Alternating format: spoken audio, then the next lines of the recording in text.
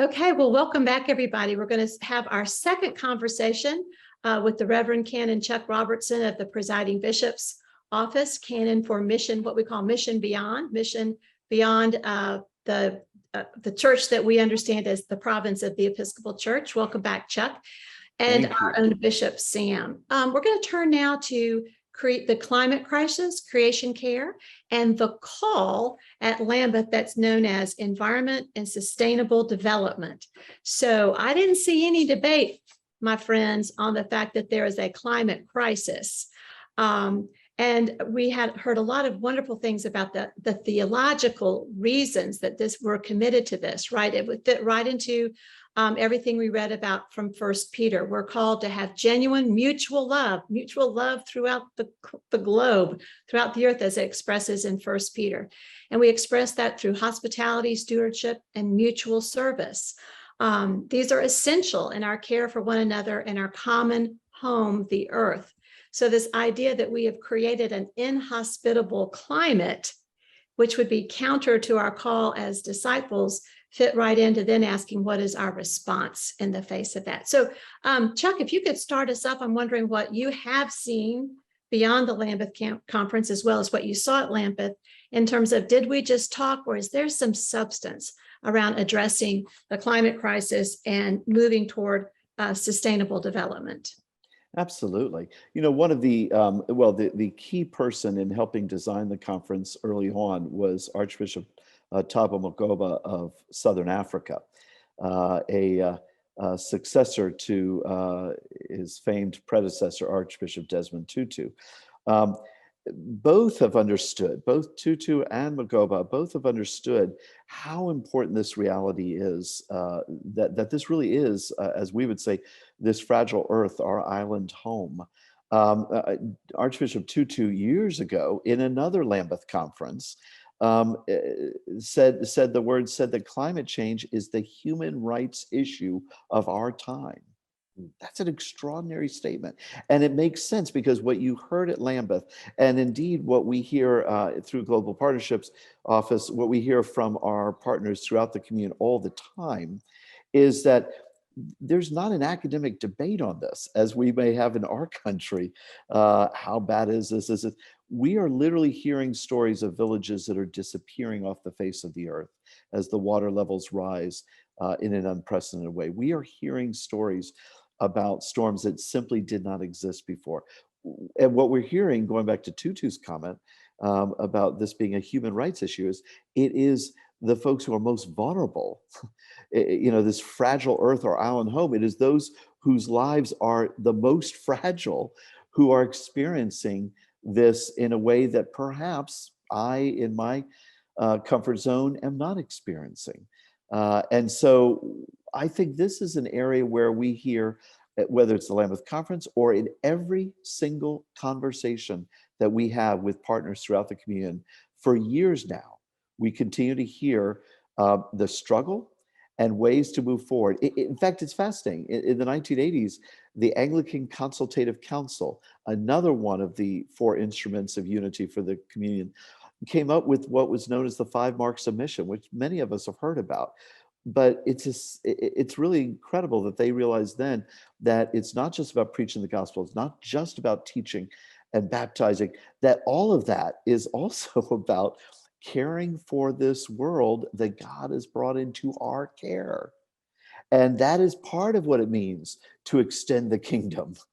And so I think that what we heard from Thabo, from Julio Murray of Panama, and from many others, was story after story that I think are reality checks for us. And also maybe ways that we can go to them and ask, so what are you doing to help in that? How can you deal with that? And what can we do in our context to make a difference in this area? Bishop Sam, I'm wondering, based on what Chuck has just shared, which was certainly, that was sort of my experience looking at this. We're going to move in a second to sort of responding to this, but I'm wondering just about what does this say about a crisis of our spirituality, that we're sort of treating the earth and thereby one another? What does it say about our cultures? Maybe Bishop Sam, you could speak more to that in the U.S. first world context, about, as pastors, this is symptomatic of something. I'm wondering if you had some thoughts about that. Yeah, thank you, Bishop Ann. And it speaks both to the experience at Lambeth and in some respects to decisions that were made. I put it in the context of decisions that were made at our recent General Convention in Baltimore, not just around creation care and the statement that you helped draft from the House of Bishops around the urgency and importance of this work, but also, quite honestly, around the indigenous native peoples who have been teaching us for decades what our relationship to the land actually is. And, you know, we talk all the time about stewardship of the earth, but what we forget is embedded in the actual understanding of the relationship that we have with the earth is that we belong to the earth. We not only care for the earth, we're dependent on the earth, and we act as though that's not true. But of course, it is. And they, indigenous and native peoples, understand that. We passed resolutions around land recognition and acknowledgement. And we talk about the land belonging to those native peoples, but they say to us, the land doesn't belong to us, we belong to the land. And that was one of the learnings that one of our deputation, Jacob Pierce, came away with from General Convention.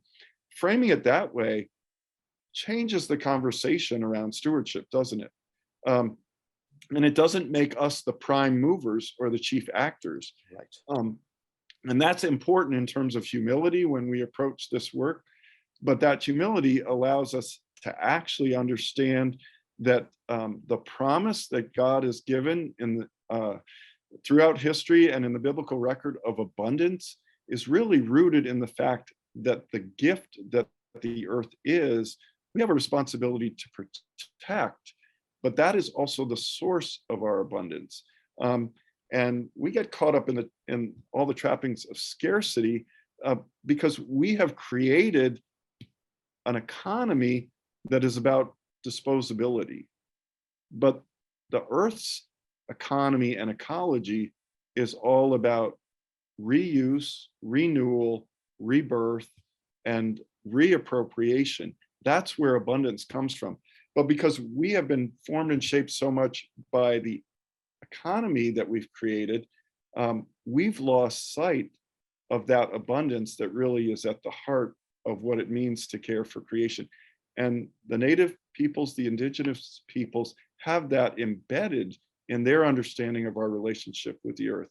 And that's something that we're not only learning all the time, both in convention and Lambeth and in our local context here in the diocese, we're making that the focus of our own convention in November this year.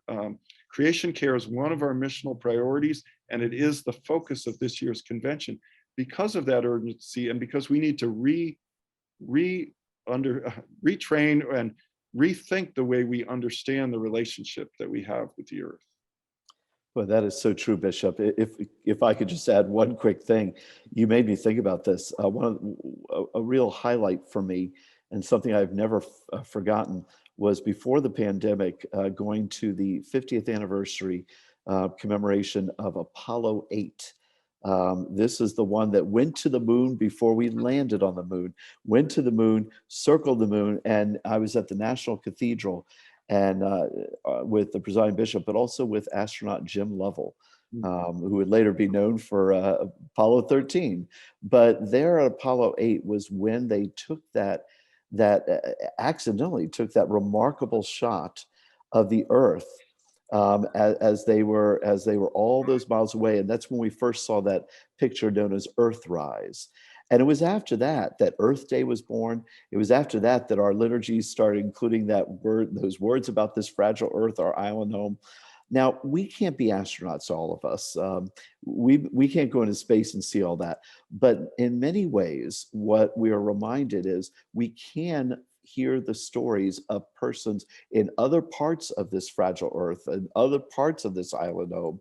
And we can hear, in that sense, we can get if not a space view, we can certainly get a bird's eye view of what's happening in other places. And by hearing those stories, that can hopefully impact what we do in our place. One of the experiences I had at Lambeth was the juxtaposition of having wonderful interactions with bishops from around the communion on any number of issues, and especially on this issue of responding to the climate crisis.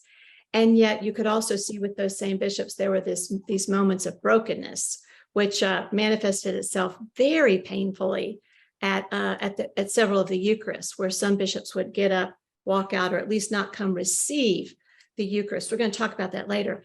But there was this one bishop, and I'm not going to say what province he was from, but he and I just really were clicking. I made it a point to sit not with American bishops.